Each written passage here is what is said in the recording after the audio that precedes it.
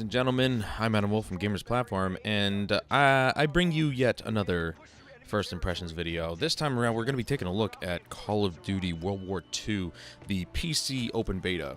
I just got a chance to play this for a couple hours, and I've got what I think are decent points to be made, but do keep in mind that this is just on the multiplayer. The single player obviously has not been released, so it's not going to be similar to the Destiny beta, where we get a single player mission, we get co-op, and also multiplayer. It's just on the multiplayer alone, and again, just the PC beta. The console beta just recently happened, and I didn't plan it. Didn't really care to, actually. Planning on getting this game on PC, so it only makes sense to play the beta for PC. I am not sure what happened. Anyway, we're going to be going over some pros and cons of my experience with this, and of course, gameplay is just going to play out in the background, so, you know, you can watch that as you listen to this. First things first, graphically, it looks like a Call of Duty game. I was going to say it was graphically appealing, but then I was like, most Call of Duty games look pretty good for the time that they're made. You know, this one doesn't look too different. I mean, the last few Call of Duties have had some pretty impressive graphics put to them since Advanced Warfare. Advanced Warfare definitely had some of the best looking character models that I've ever seen in the series, and they've continued that throughout the last couple as well, and doesn't look like this one's any different, actually. You know, obviously I think it'll look better in the single player, but the multiplayer definitely doesn't look terrible, but it's a Call of Duty game, and so it just looks Call of Duty. And yes, I am coining that category, because when you say, the game looks Call of Duty, it's like people know what you're saying. The next pro is the gameplay feels pretty solid. I will say it does feel solid, and it feels like it's gonna be another Call of Duty game. I mean, it feels Call of Duty, and that's not a bad thing either. You know, the game doesn't have to feel like something else. You know, when you purchase Call of Duty, you expect to get Call of Duty, and this one certainly the gameplay feels solid enough to be Call of Duty, if that makes any sense.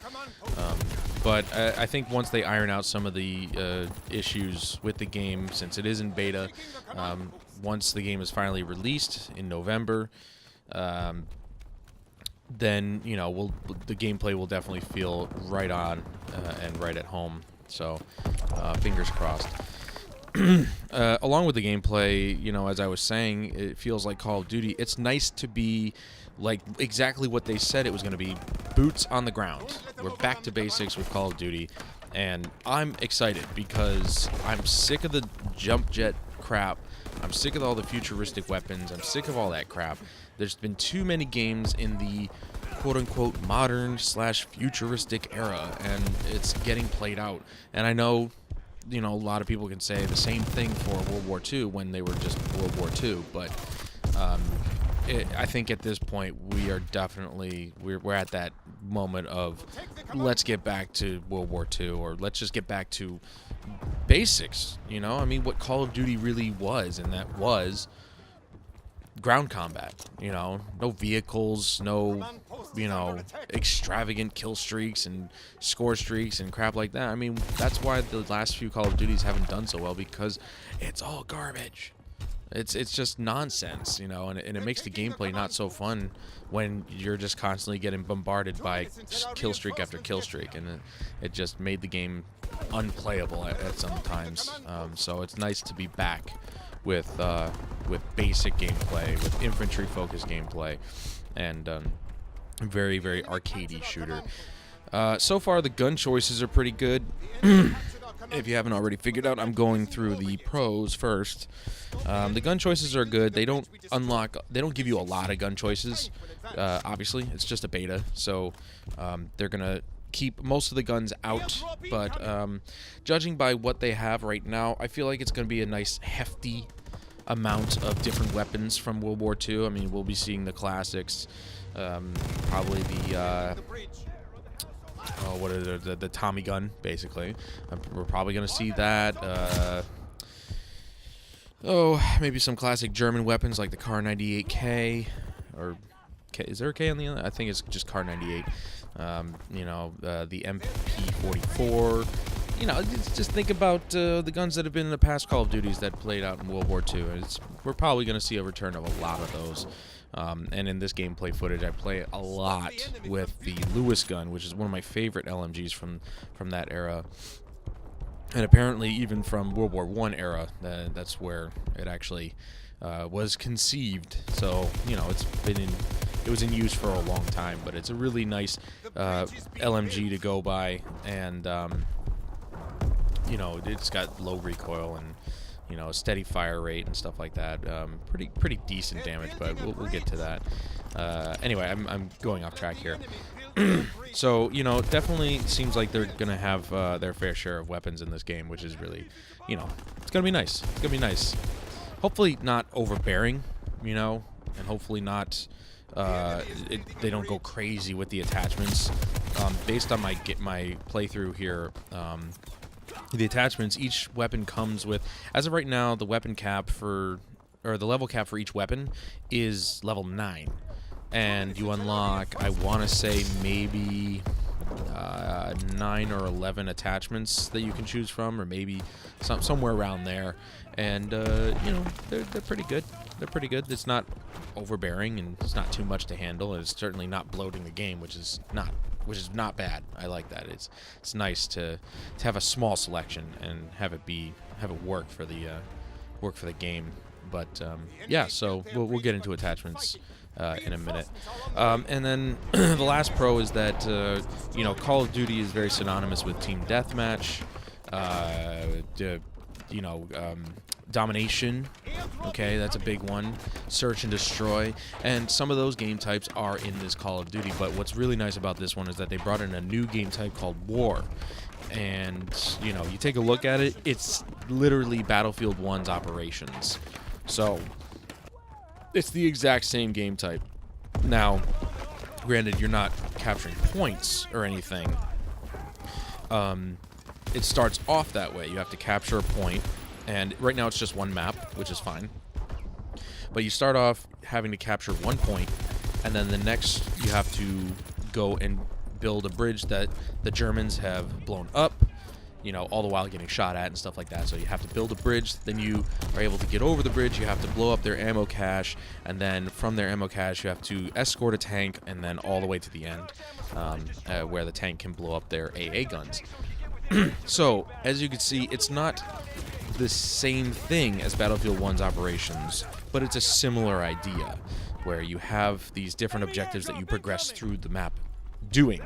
But I like their twist on the idea of operations, which is refreshing. So it's new to the Call of Duty franchise, and it's quite nice. I like it. I would rather just not be stuck playing team deathmatch because it's boring. All people ever want to do is play team deathmatch. Speaking of which, the map for War that they allow us to play right now, it's really nice, actually. It's got enough pathways for you to choose from. It's small enough to where, 6v6 still feels very, rambunctious, and there's a lot going on. But in reality, it's just 6 people against 6 people, a total of 12 people that really, honestly, in a map any bigger, and it would feel like a ghost town. So I really think that they got the balance and size of the maps right off the bat, especially with this one. I don't know how the other ones are going to play out. Don't know what the other ones are, but hopefully if they're anything like this, they're of the right size and everything like that. I think we're going to see a lot of people hopefully stick with the game mode of War and really just keep playing it out and over and over again. I hope so, because it's definitely a favorite game mode of mine already. Now, moving on to the cons of the beta, and again, this is a beta, so I know there are problems, and hopefully they'll be ironed out. But some of these problems may not be ironed out, and some of my issues don't really pertain to this should get fixed by release or whatever. This is more of like long-term balancing and net code and stuff like that. So my first con is that overall you've got you get to choose a division that you want to stay in, okay? And I didn't write those down, but the one I chose was the Armored Division, where it's basically the support character-ish. You get to use an LMG, but you don't. It's not like, you know, Battlefield where you can throw down an ammo pack or anything like that. It's just you have an LMG. You're kind of like, you know, brute force tactic or whatever. And you've got your recons and your infantry and so on and so forth. Well, speaking of the recon, the sniper class, just like every other freaking Call of Duty, it is way unbalanced. It is so overpowered, it's not even funny. And I know a lot of people go around throwing that overpowered, the phrase overpowered a lot. It's like, oh, that's super OP and stuff. This is really overpowered, because it doesn't matter where you hit your enemy. If you hit him in the body, you hit him in the head, you die in one shot. Doesn't matter. Doesn't seem to matter what sniper either. You just and you don't even. It's the same thing with every Call of Duty. You don't even have to really aim down the scope. You just do a quick shot, or what we refer to as quick scoping.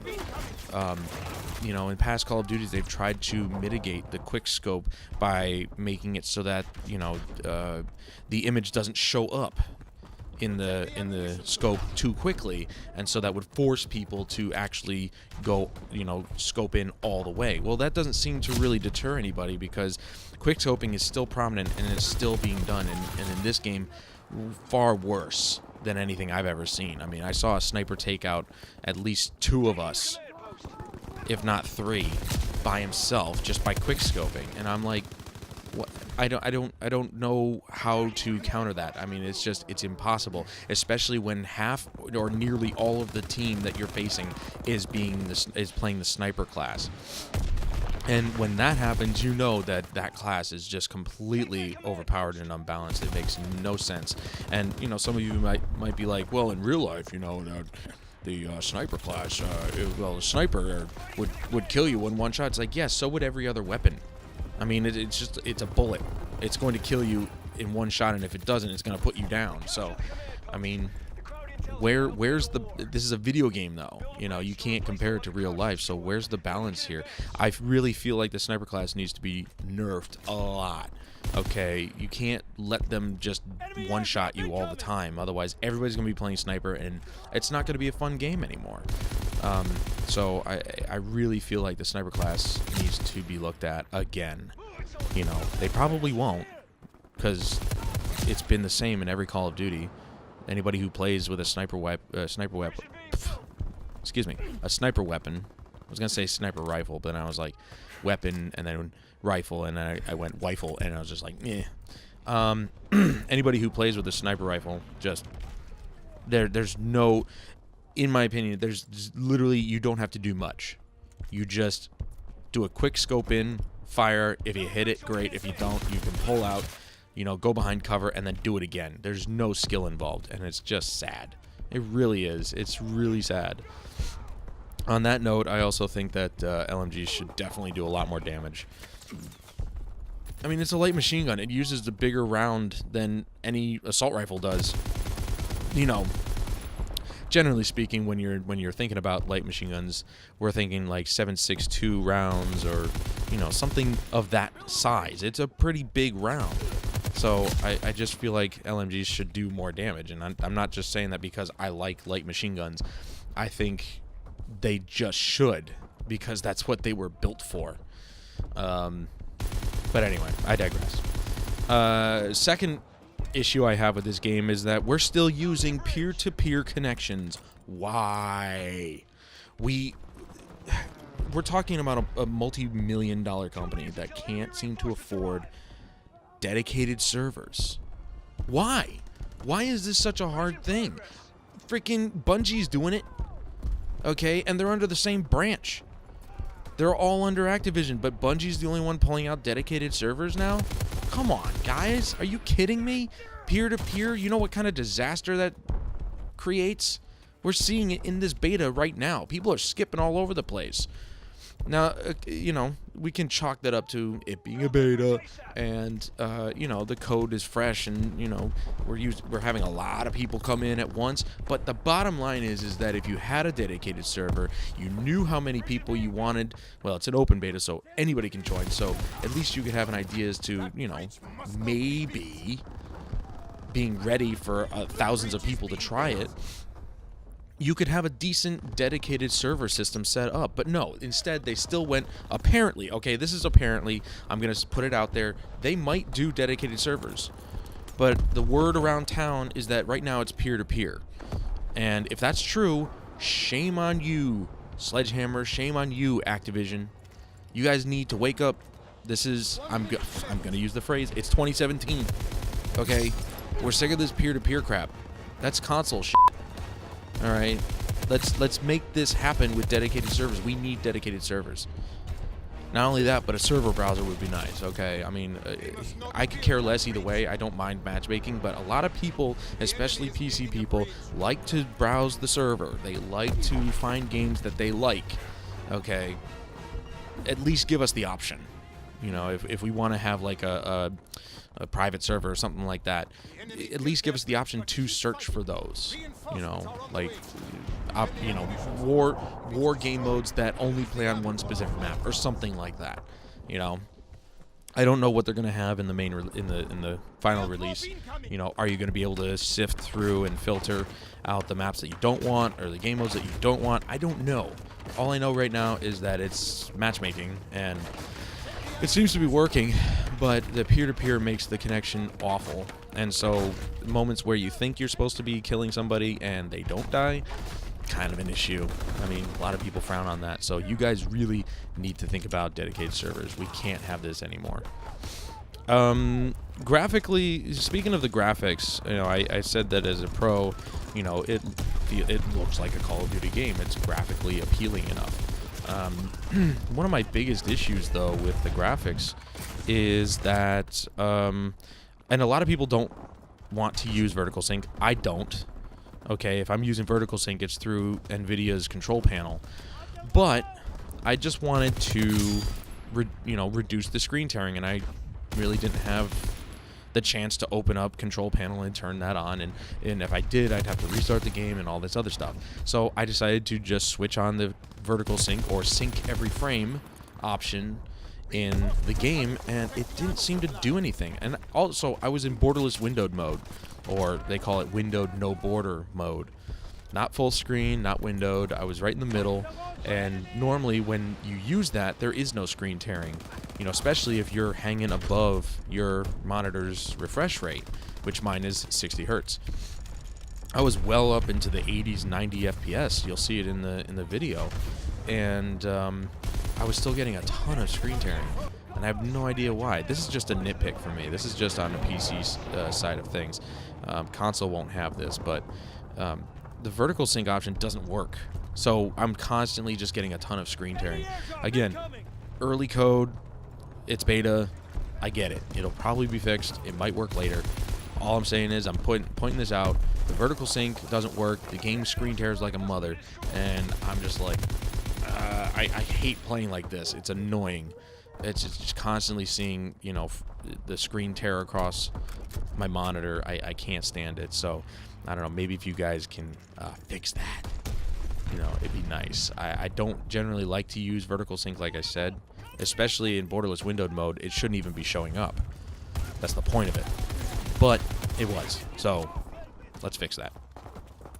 And the last thing I just want to, I know I've covered a bunch of stuff, but, you know, the last thing I want to talk about in the cons section is that going back to the attachments, where I was saying it doesn't feel too bloated. You know, right now there's the right amount of attachments for each weapon, which is really nice. Some of them have differing, you know, attachments. Some of them have the same, and they have a lot of the same attachments, you know, for LMGs in particular, since I've only played with those. You know, the majority of them come with rapid fire and, you know, attachments to reduce recoil and reflex sight or whatever. But some of the attachments I feel like aren't really useful. So, you know, they're kind of just there. For example, FMJ, or Full Metal Jacket bullets. touted to make your weapon more damaging. Like, it outputs more damage, especially when shooting through walls. And especially if you've been on a kill streak, it'll do more damage. Well, my issue is that I didn't see that. When you take a look at the stats, when you choose your attachments, I chose FMJ, and it brought the Lewis gun's damage from 5 to 9. So it damn near maxed out. 10 is the max. So it damn near maxed out the damage, but it still was taking the same amount of shots to kill somebody. It was like 3 to 4 shots each time. And it didn't matter if I had FMJ or not.